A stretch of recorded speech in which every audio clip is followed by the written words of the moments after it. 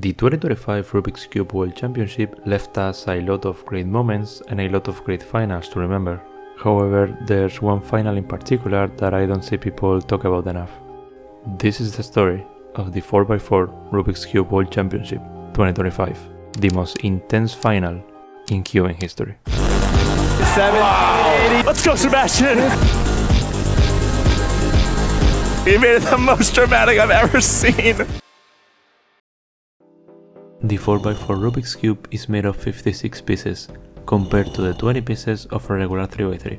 This increase in pieces also comes with an increase in solving time, taking around 5 times as long for a top cuber to solve compared to a regular 3x3.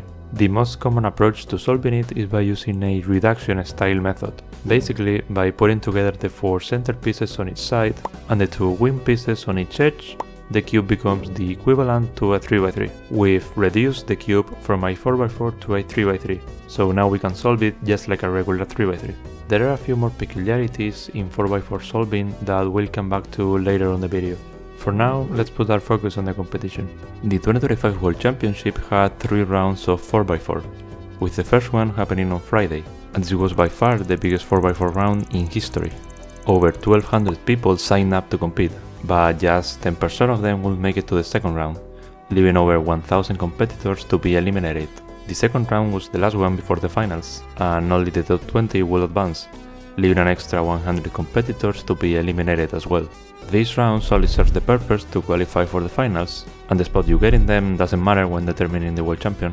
What actually determines everything is your placement in the finals. That's why we're not gonna touch on these previous rounds that much. The only major thing that happened in them was that 3 times 4x4 world champion Felix Sendex didn't manage to qualify to the finals, after getting 5th place in round 1 and 25th in round 2. Now, despite his amazing resume, he unfortunately wasn't a contender to win it all this year. However, Felix is still one of the most beloved cubers of all time, so it was a little bit sad that we weren't able to watch him compete in the finals of this World Championship, especially after his amazing performance in round 1. Apart from that, all of the major contenders managed to make it into the grand finals without much trouble. And speaking about the contenders, I think it's time we finally meet them. There were 3 clear favorites for taking home the gold medal that year, and they were known as the Big 3. What's interesting about these competitors is that each one represented a different era of 4x4 history. The first one, Timon Kolaczynski, represented the new generation. He started to make his presence clear on the big cube scene around 2021, and by the time the World Championship rolled around, he was already the world record holder for 4x4 with an average time of 19:17. At the time, he was also the reigning European and world champion, winning this last title in 2023 against all odds. The next favorite was North America's greatest, Max Park. Although he broke his first 4x4 world record in 2017, his dominance really began 1 year after that, when he broke the world record average 8 times in a row. And even though Timon took his record a couple of months before the championship, he was still a former world champion, winning the title in 2019, and he was more than ready to take it back.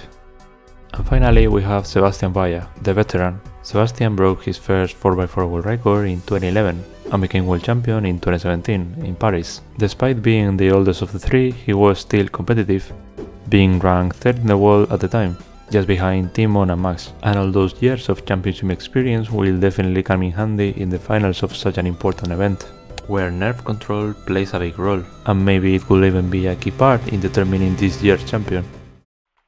The rest of the finalists were no joke either. Every single one of them was ready to capitalize on any mistake by the Big 3 to try and steal a spot on the podium or even a gold medal. Among these finalists we can find names like Matihiro Inaba from Hawaii, who actually managed to get 2nd place in the first round, or Timofey Tarasenko, a new rising star from Russia who was improving quickly. In fact, he was the closest to the Big 3 in the second round, or even Seung-Hyuk Nam from Korea, multiple times 4x4 Asian record holder and Asian champion, just to name a few. With the introductions out of the way, let's jump right into the 2025 4x4 World Championship final. While the competitors arrive and get ready, let me quickly go over how the competition format works. In the finals, every competitor solves a 4x4 cube 5 times. Then, after removing the best and worst results, an average of the 3 remaining times is calculated. This means that you can afford 1 bad time per average, because as long as you don't get anything worse, then it won't count and ruin your average. On the other hand, this also means that only 1 good solve won't help you that much. because you need at least 2 for one of them to count and actually improve your average. It may seem confusing at first, but you'll get the hang of it once the times start rolling in. After all the competitors arrive and their respective handshakes and fist bumps are done, it's time to see who will become the 4x4 world champion. Will it be Sebastian, taking the title back after 8 years? Will it be Timon, defending the title and asserting his dominance in the event? Will it be Max, proving that he can still compete with Timon and reclaim his title? Or will it be someone outside the big three, surprising us with a great performance and who knows, maybe even an upset victory? Well, there's only one way to find out. Sebastian is the first of our protagonists to begin solving, so let's see how he does. A little slow on the flip. Yeah, it really quite looked like he got the 8-second flip. The no parity, we love the no parity. Stage now. A 20.27 is a great start for Sebastian. The winning average of round 2 was 20.95 by Max Park, so that's the estimate the competitors have on their minds of what time will be needed to win the championship. Right after that, we got to see Timon's first solve. Timon, about 8-second flip for him. Stop, ZBLL, parity. And he hits a 21.5, which is good, but he was probably hoping for something better. But what's this flip the commentators keep talking about? A little slow on the flip. Yeah, second flip. 8-second flip. You see, every top level 4x4 solver uses a method called Yao, which is a more advanced version of reduction. In Yao, instead of solving the centers, then the edges and then the 3x3 stage, we instead solve 2 opposite centers, then 3 edges of the same side, then the rest of the centers, and finally the rest of the edges and the 3x3 stage. While doing that, we also solve 4 of the edges into their correct spot. That way, we don't reduce the cube to a completely scrambled 3x3, but to a slightly solved 3x3, which is faster overall. The moment when the last center is finished is known as the flip, because you have to rotate the cube to continue solving, and it's often used by commentators to tell the pace of a solve. Normally, a flip on the 7-second range means that the solve is roughly on sub-20 pace. Now back to the final. The next solve we see is Timofey Tarasenko's first attempt. As we mentioned earlier, Timofey got 4th place on the last round, so he has a high chance of maybe stealing one of the podium spots from the big three. Here's POL now, 1940. And he's off to a great start, with the first sub-20 time of the final, surprising both the crowd and the commentators. And we go from one amazing start to another, as the camera switches over to Max's first solve. Here, POL parity for him, good pace, 1786! With that solve, Max takes the first place for now, but nothing has been decided yet. Again, Max's solve is good, but he needs another one in order to get a good average. The most notable thing here is seeing Timon out of the top 4, but this was only solve 1 out of 5, so really anything can still happen at this point. Before going into solve 2, there's another important thing commentators have been mentioning a lot, and that is parity. You see, when a 4x4 gets reduced to a 3x3, like we explained earlier, some weird stuff can happen. There are certain cases that are impossible to solve on a 3x3, like only 2 swapped edges or 1 single flipped edge. However, you can actually encounter these cases on a reduced 4x4, and to solve them you need to do an extra step called parity, which wastes time. The funny thing about parity is that it is, in practice at least, pretty much random. There are 2 of them and each one has a 50% chance of happening, meaning that 75% of the time you will have to solve at least one of the 2 parity cases and lose a bit of time. Max, for example, had PLL parity on his 17, which is the fastest of the 2, since it can be solved in under a second by top solvers. There are a couple of different approaches when it comes to solving PLL parity in particular, but we'll talk more about that later in the video. Now back to the final. Max and Timofey are on the lead, with the only times under 20 seconds so far, but at this point anyone could still win the championship. Timon was the first one to begin solve number 2. Looked to be roughly 8-second flip. PLL parity. And after getting a 20.66, Sebastian starts his second solve.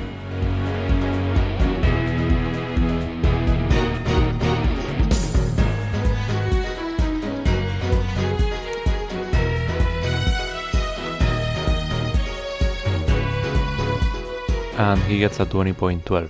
Consistent times for both of them. However, this last solve had a lot of potential, since it was a low 7 seconds flip, well on pace for sub 20. But unfortunately some suboptimal edge pairing and no weather parity at the end, the slowest of the two parity cases, prevented him from achieving a better time. Nevertheless, another low 20 is not a bad time in the slightest. Sebastian is being super consistent and he still hasn't gotten any bad time that he needs to avoid counting, so he can still afford one major mistake this average. Right after Sebastian finished, both Max and Timofey started their second attempt at the same time. Remember, these are the only two finalists with a sub 20 time so far, so if they manage to get another one, that would mean that they will have a guaranteed counting sub 20, which is a great opportunity to get ahead of the rest of the pack, especially for Timofey, who is the underdog in this final. Timofey gets a 7 second flip, while Max's flip comes at 9 seconds.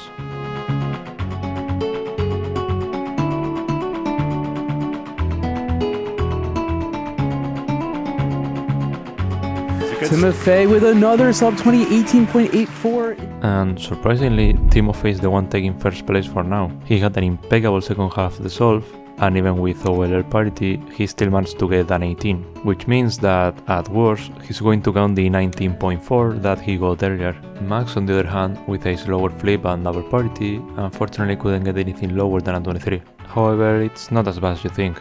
As long as that 23 stays his worst, then it's not going to count, and having a 17 already means that almost any good time he gets is going to count, so his average could really go either way from here. Meanwhile, both Timon and Sebastian are staying consistent. They are in a good pace but without a sub 20 yet. On the other hand, neither of them has a particularly bad solve either, but there are still 3 more solves left, so anything could still happen.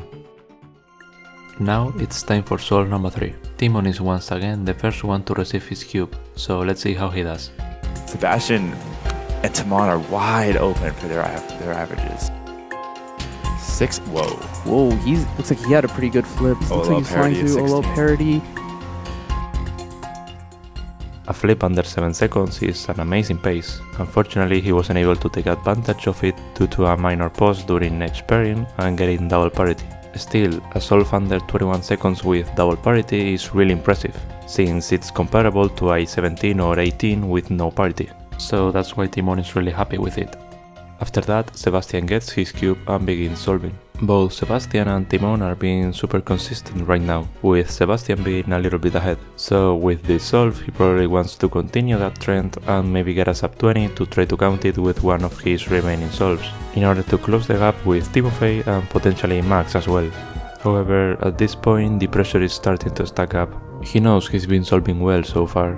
He knows that he has a chance to potentially become world champion again, and those are just not the type of things you want to think about in the middle of a big final. This is a terrible flip solve. at 10 flip, and these edges are not, they're just not there. Oh, this can't count. This was the only mistake Sebastian could afford. From now on, any other mistake will make a bad time count towards his average, and he cannot let that happen. Also, with the amount of solves remaining, Timofey could theoretically count 2 more sub 20s, which will require both Timon and Sebastian to get 2 extremely good times on their last attempts to try to catch up. And speaking about Timofey, it's time for him and Max to start their third solve.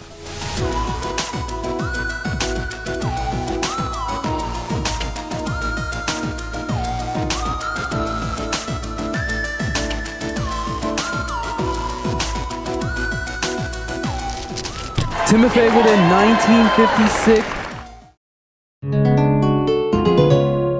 And once again, surprisingly, Timofey gets another sub 20. No one had predicted this.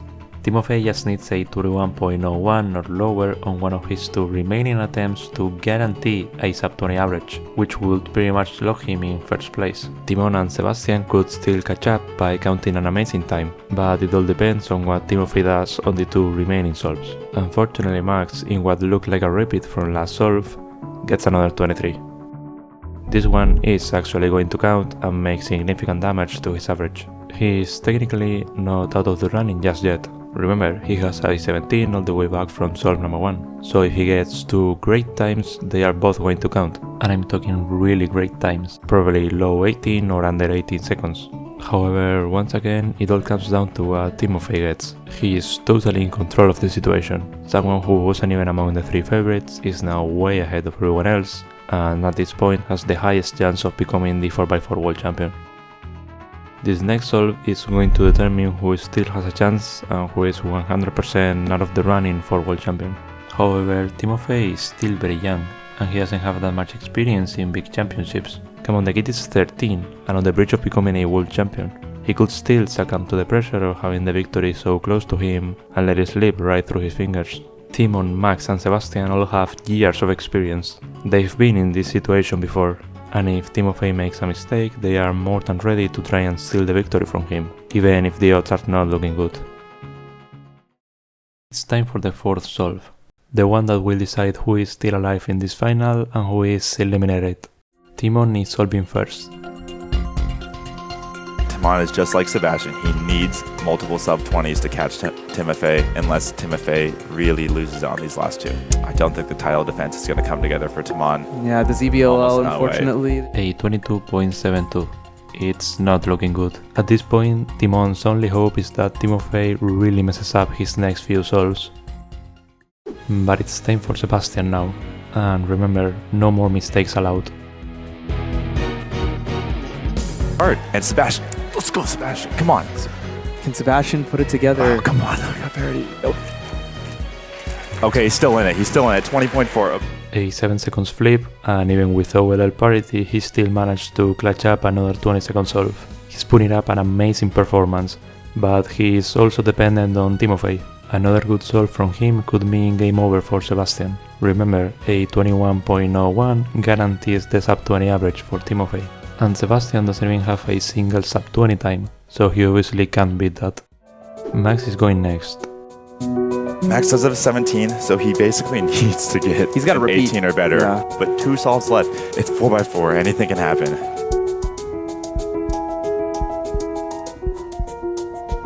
Max lost. It's over.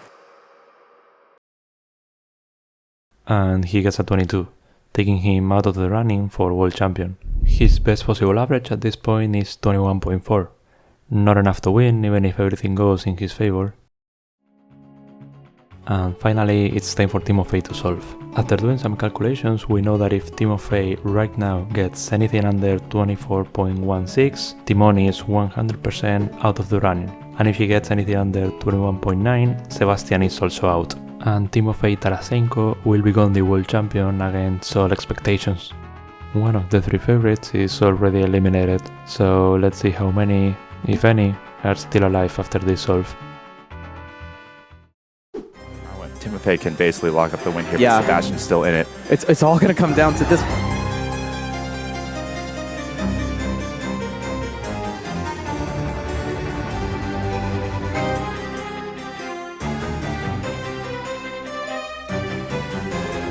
Eight-second flip for Timofey. He's on pace. Timofey needs to have pristine edge pairing now, and he's getting that. He's going to get an extremely good solve here. 19 seconds in, Timofey has almost 3 seconds to spare, and he only needs to solve this case, something that he can probably do in around a second. However, the parity gods had other plans.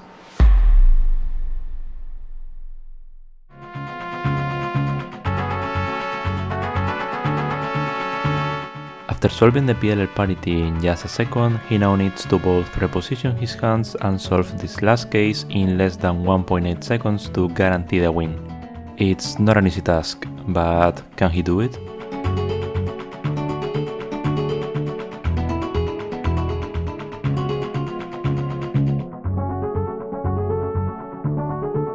And he's getting that. He's going to get an extremely good solve here. The PLL parity, unfortunately. 22-23. He's not locked up the win. Oh my god, Sebastian. This is the most important solve of Sebastian's life. 22.23.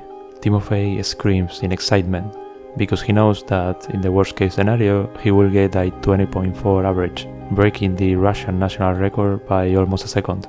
However, what he doesn't know is that he isn't the world champion, at least not yet. Timon and Max are eliminated, but Sebastian is still alive. If he hadn't gotten either PLL parity or this lockup at the very end, victory would already be his, but it isn't. Because he didn't get a fast enough time, his worst possible average is now higher than Sebastian's best possible average. Meaning that if Sebastian gets his best solve for the final on the last attempt, and Timofey messes up his last attempt, then Sebastian will become the 4x4 world champion. That's the plan, that's the only way at this point. If either of those things doesn't go according to plan, Timofey will take the win instead. Sebastian only has one last shot. All of the other contenders are eliminated. The only ones still standing are almost polar opposites. On one side there's Timofey Tarasenko from Russia, the young prodigy, the rising star, who nobody expected to make it this far, against Sebastian Baia from Germany, the most veteran competitor of the final, who's been breaking world records since before Timofey was born. He's been putting on an incredible average, barely hanging on against Timofey's masterful performance, the best one of his young career, but it's time to see who will become the 2025 4x4 world champion. Will it be Timofey having all the odds in his favor? Or will Sebastian pull off this all or nothing plan? It's all going to be decided on the very last solve. Sebastian is solving first. His part of the plan is getting the best possible average. That means getting a time under 20.12, pretty much a sub 20. The rest is on Timofey's hands, so let's see if he can pull it off. He has a child at home. He set a world record before Timofey was born. Can Sebastian do it? Can he get the sub 20 to put the pressure on? He cannot win by himself. He needs help from Timofey.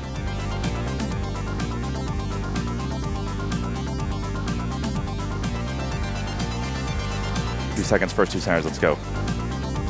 7-second flip, let's go. He has a really, really good shot here if he can just keep this pace up. I'll pray for the no parity, Sebastian. Sebastian is on a great pace. He just needs to solve the last step and has over 3 seconds to spare. However, we've been here before. Just on the previous solve, Timofey also had 3 seconds to spare to get the win, but he couldn't do it because of PLL parity, and Sebastian is in the exact same situation. He needs to clutch up a sub 20 to stay alive. He is on the right track, but PLL parity came to ruin his day once again. It's gonna be close. What happened to Timofey could happen to him right now.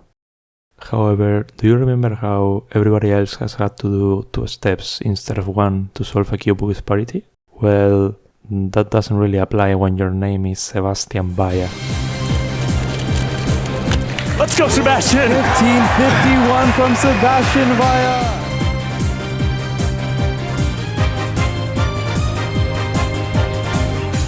You see, Sebastian came prepared. There is a way to skip PLL parity, so you only have to do 1 step, and that is to learn a unique algorithm for every case's variant with parity. This requires Sebastian to learn tens of unique sequences of moves to be able to solve every single PLL parity case in just 1 smooth step. He even had to come up with some of these solutions on his own, because the ones that were publicly available weren't good enough for him. And with his heart in his mouth and his mind going 1,000 miles an hour, he still managed to identify the correct case and do the algorithm to solve the last step and the parity at the same time, to guarantee his best possible average and stay alive in the championship. Sebastian had this trick up his sleeve because he's a true 4x4 specialist. Compared to everyone else who have to manage practicing and competing in different types of cubes, Sebastian decided to only focus on 4x4, which means that his knowledge of the cube is able to go much deeper than the rest of the competition, allowing him to use tricks like this one to save time. But the championship isn't over yet. Sebastian managed to get the first part of the plan. However, the second part is not really in his control. It's now time for Timofey to do his final solve. Everything gets decided here. 2189 or lower and he becomes the world champion. 21.9 or higher and Sebastian reclaims the title after 8 years. Sebastian has fought with all he had. All of the cards have been played. The ball is on Timofey's court now. After an incredible performance by both competitors, all Sebastian can do at this point is look. and hope Timofey makes a mistake again.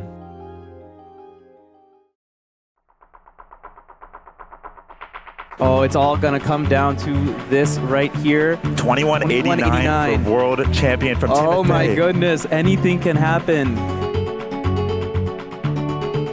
Timofey is guaranteed top 2, but could Sebastian win world titles 8 years apart, 14 years after his first world record?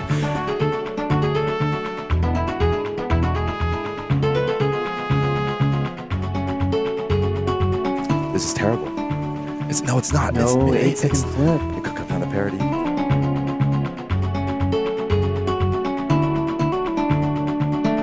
Oh, he's locking up at the worst time.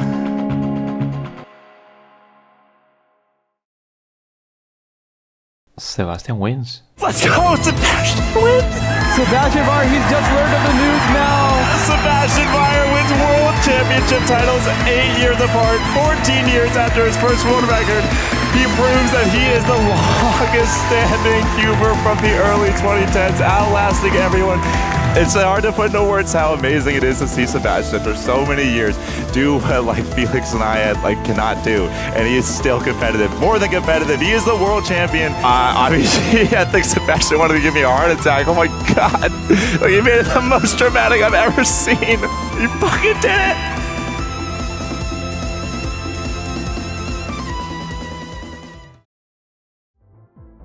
After 2 former world champions were eliminated, after barely staying alive by clutching the last solve in a spectacular fashion, and after Timofey missed the biggest opportunity of his career, Sebastian Varr from Germany managed to become the 2025 4x4 world champion, proving that the veterans could still compete with the new generation. Everything in this final was unexpected. Nobody expected Timofey to pull off such an incredible performance. Nobody expected Timon and Max to be eliminated on the 4th solve. And definitely nobody expected Sebastian to take home the win when it looked like Timofey had it in the bag. With commentator and former world champion Kevin Hayes losing his mind over at the commentary booth, the other European competitors came to congratulate Sebastian. His judge, same as the audience, is also in complete disbelief, and Timofey, who by pure coincidence was sitting right next to Sebastian this whole time, shakes his hand, packs his things and leaves the stage, proud of what he had accomplished, but knowing that he had the victory right in front of him on 2 separate occasions, but he just couldn't reach it. The final standings were Sebastian Varr in first place, Timofey Tarasenko second, and Timon Kolashinsky third. Max ended up all the way down at 8th place. However, this really isn't a sad story for anyone. Max, for example, after failing to get on the podium on 4x4, bounced back and managed to become the 6x6 and 7x7 world champion that same weekend. Timon also became a world champion that weekend, becoming the 5x5 world champion, with probably one of the greatest performances in queuing history during the finals. But that's a story for another video. And what about Timofey, you may ask? Well, he unfortunately didn't walk out of that building a world champion. His other main event was Megaminx, a 12-sided Rubik's Cube, and he got another 2nd place there. However, now, a year later, he kept improving, even taking a couple of European records of Timon on the bigger cubes, and breaking multiple Megaminx world records. And when it comes to 4x4, in May 2026 he broke the Russian national record average again, this time surpassing Sebastian in the rankings for the first time ever, and becoming the new member of the now Big Four of 4x4.